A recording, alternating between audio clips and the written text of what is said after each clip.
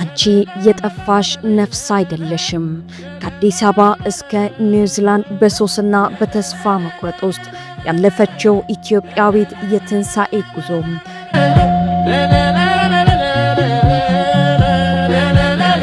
በኒውዚላንድ ምድር ክራይስት ቸርች በተባለች ከተማ ውስጥ አንዲት ወጣት ስልኳን አጥብቃ ይዛለች። የሞባይል ስልኩ ስክሪን ሲበራ የሚታየው ቁጥር ለእርሷ የባንክ ሂሳብ ቁጥሯ ወይም የስልክ አድራሻ አይደለም። ያ ቁጥር የህይወቷ ትርጉም ነው። የሞትና የሽረት መስመሯ ነው። ከሶስት ከጸዳው 7 ወር ከ12 ቀናት ሆነኝ። ይህንን ስትናገር በሴም ወይም ስሟ ተቀይሯል፣ ግን ጋዜጣው ምስሎቿን አውጥቷል። ፊት ላይ የሚነበበው ስሜት የደስታ ብቻ አይደለም።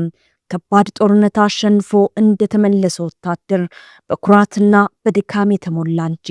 ኢትዮጵያዊቷ ሴም በዚህ ቁጥር ጀርባ ብዙ መከራዎችን አልፋለች። ከዚህ ቁጥር በፊት የነበራት ህይወት በጨለማ የተዋጠም በናሽ የሚጠራና ማንም ሰው ተስፋ የላትም ብሎ እየተወው ነበር።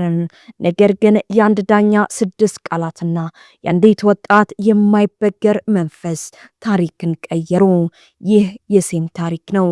በሺዎች የሚቆጠሩ ድምጻቸው የጠፋ ሴቶች ታሪክ ነው።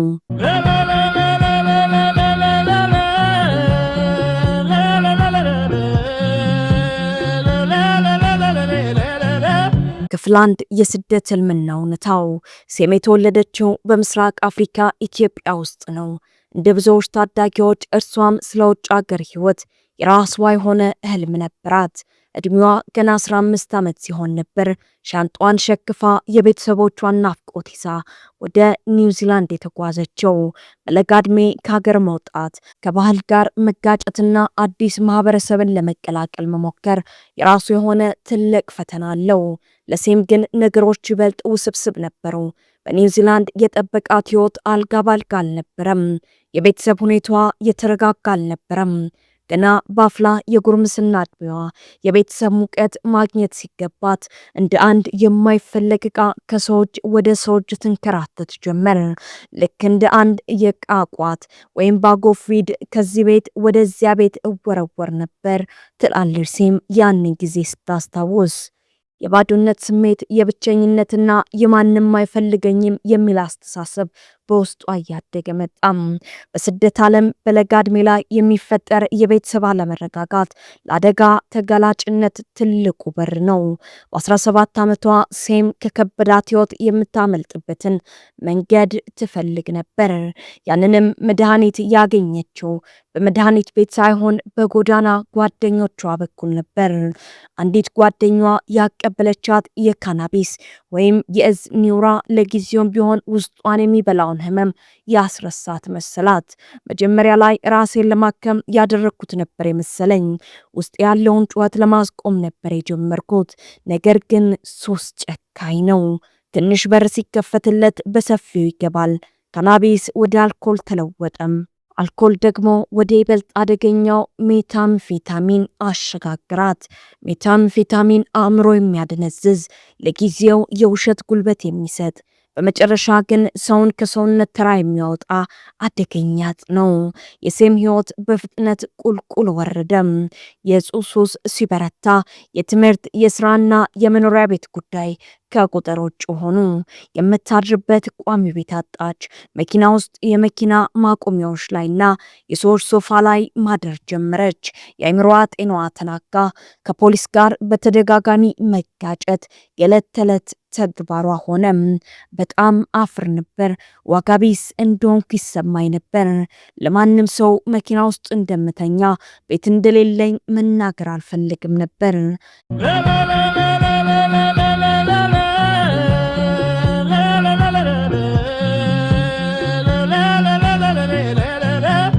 የተሰወረው የሴቶች እውነት። የሴም ታሪክ የግል ታሪክ ብቻ አይደለም። በኒውዚላንድ እና በዓለም ዙሪያ የሚገኙ የመጠለያ አልባ ሴቶች የጋራ እውነት ነው።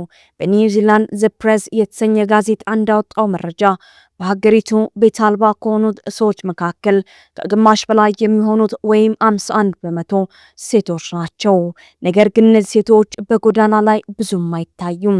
ለምን? ሴቶች በተፈጥሯቸው ለአደጋ ተጋላጭ ስለሆኑ ጎዳና ላይ ከመተኛት ይልቅ የተለያዩ አማራጮችን ይጠቀማሉ። የተሰወረ ቤት አልባነት ወይም ሂድን ሆምለስነስ ይባላል። ወንዶች በፓርኮችና በጎዳናዎች ላይ በግልጽ ሲተኙ ይታያል። ሴቶች ግን ከመደፈርና ከጥቃት ለመዳን ሲሉ በመኪና ውስጥ፣ በጓደኛ ቤት ወይም ለከፋ አማራጭ ራሳቸውን ያዘጋጃሉ። ሴም ለሱሷ የሚሆናትን ገንዘብ ለማግኘትና የሚያስጠጋት ቦታ ለማግኘት ስትል ወደ ወሲብ ንግድ ገባች። ይህ ምርጫ አልነበረም፣ የህልውና ጉዳይ እንጂ። በወቅቱ ያንን የማደርገው በሐቀኝነት ሰርቼ የማገኝ መስሎኝ ነበር። ራሴን የማስተዳድርበት ብቸኛ መንገድ እሱ ነበር። ሰዎች ገንዘብ ይሰጡኛል፣ እኔ ደግሞ ትልቅ የሰውነት ክፍሌንና ክብሬን ይሰጣችኋለሁ። ወንጀል ሰርቼ ወይም ሰርቄ ከምኖር ይህ የሰላም መንገድ መስሎ ታየኝ። ነገር ግን ይህ መንገድ ሰላም አልሰጣትም። ይልቁንም ውስጧን ይበልጥ አበሰበሰው። እንደተታለልኩ ይሰማኝ ነበር። ለትንሽ ገንዘብ ስል ማንነቴን እየሸጥኩ እንደሆነ ይገባኝ ነበር ትላለች። ሁኔታዎች እየከፉ ሲሄዱ ሴም የመጨረሻው ተስፋ መቁረጥ ደረጃ ላይ ደረሰች። ሱስ ባሪያ አድርጓታል። መጠለያ የላትም። ማህበረሰቡ አግሏታል። በራሷ አይን እርሷ የከሰረች ሰው ነበረች። ተስፋ እንደሌለኝ አምኜ ነበር። በቃ ራሴን ላጠፋ ወስኜ ነበር። በህይወት የመኖር ትርጉሙ ጠፍቶብኝ ነበር። በዚህ መሃል በኒውዚላንድ የህግ ስርዓት ውስጥ በተደጋጋሚ ትመላለስ ነበር። የትራፊክ ጥፋቶች፣ ይዞ መገኘትና ሌሎች ከጎዳና ህይወት ጋር የተያዙ ክሶች ይቀርቡባት ነበር። ህብረተሰቡ፣ ፖሊስና ራሷ የምትጠብቀው አንድ ነገር ብቻ ነበር፣ ወደ እስር ቤት መውረድና በዛው መጥፋት።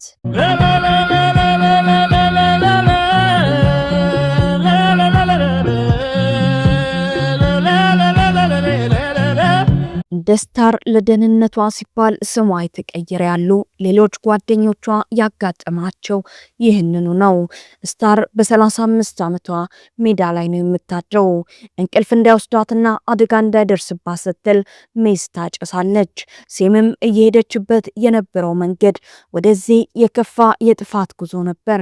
ትልቁ ፍርሃቷ እንደገና ወደ ጎዳና መውጣትና በዛው መቅረት ነበር። ነገር ግን ባለፈው ዓመት በአንድ ቀዝቃዛ የፍርድ ቤት ውሎ ያልተጠበቀ ነገር ተፈጠርም። ሴም ዳኛው ፊት ቆማለች። የለመደችውን ወቀሳና የቅጣት ውሳኔ ለመስማት አንገቷን ደፍታለች። ዳኛው ፋይሏን ተመለከቱ። ከዚያም ቀና ብለው ሴምን አዩዋት። ዳኛው የተናገሩት የእስር ቤት ውሳኔ አልነበረም፣ ሕይወቷን የሚቀይር እንደ መብረቅ የመታትን 6 የእንግሊዝኛ ቃላት ተናገሩ። ሴም ኢዝ ኖት ኤ ሎስት ኮዝ፣ ሴም የጠፋች ወይም ተስፋ የሌላት አይደለችም። እነዚህ ቃላት ለሴም ጆሮ አዲስ ነበሩ። ከራሷ ከቤተሰቧና ከማህበረሰቡ ስትሰማ የነበረው አንቺ አትረቢም፣ የትም አትደርሽም፣ አልቆልሻል የሚል ነበር። አሁን ግን የህግ ሰው፣ ስልጣን ያለው ሰው አይደለሽም አላት። ያኔ ነው ለመጀመሪያ ጊዜ እኔ የሚያመንኩት፣ እውነትም ተስፋ የለሽ አይደለሁም ብዬ ያሰብኩት። ዳኛው ወደ እስር ቤት ከመላክ ይልቅ ከሱስ በጸዱ ሰዎች ወይም ሶበር ሊቪንግ ቤት እንድትቆይና ሕክምና እንድታገኝ ፈረዱ። ይለሴም ሁለተኛ እድል ነበር፣ የመጨረሻ የመዳን ገመድ። ሴም ያንን ገመድ አጥብቃ ያዘች። ቀላል አልነበረም። የሱስን ማሸነፍ ከባድ የአካልና የስነ ልቦና ጦርነት ነው። እንቅልፍ ማጣት፣ ጭንቀትና ያለፈው ህይወት ጠባሳ እየመጣ ይፈትናት ነበር። ነገር ግን ተስፋ የለሽ አይደለችም የሚለው ቃል እንደ ብርሃን እየመራ በረታት። ዛሬ ከ7 ወራት በኋላ ሴም ራሷን ቤት ተከራይታለች። በራሷ ጥረት የገዛችው መኪና አላት። ከሁሉም በላይ ግን ነፃነት አላት። ከአደንዛዥ እጽ እስራት፣ ከወሲብ ንግድ ባርነትና ከዝቅተኝነት ስሜት ነፃ ወጥታለች።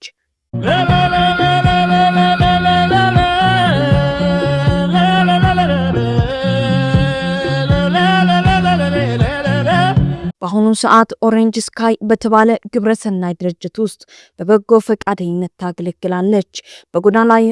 በጎዳና ላይ ያሉ እርሷ የነበረችበትን ጫማ የተጫሙ ሰዎችን ታነጋግራለች፣ ታዳምጣቸዋለች። ለነሱ ከእርሷ በላይ ምስክር የለም። እኔ ካለፍኩት እናንተም ማለፍ ትችላላችሁ ትላቸዋለች። የሴም ህልም በዚህ ብቻ አይቆምም። በጦርነትና በችግር ውስጥ ካለችው ኢትዮጵያ ታናሽ እህቷን ወደ ኒውዚላንድ የማምጣትና የተሻለ ህይወት የማሳየት ትልቅ ራዕይ ሰንቃለች። አንድ ወቅት ራሷን ለማጥፋት የወሰነችው ሴም ዛሬ የሌሎችን ህይወት ለማዳንና ቤተሰቧን ለመደገፍ እየኖረች ነው።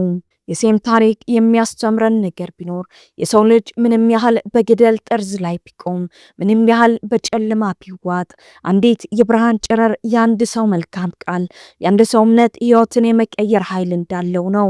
ሴም ዛሬ ስልኳን ስትመለከት የምታየው የ7 ወራት የነጻነት ጉዞ ገና የረዥምና የብሩህ ህይወት መጀመሪያ ነው።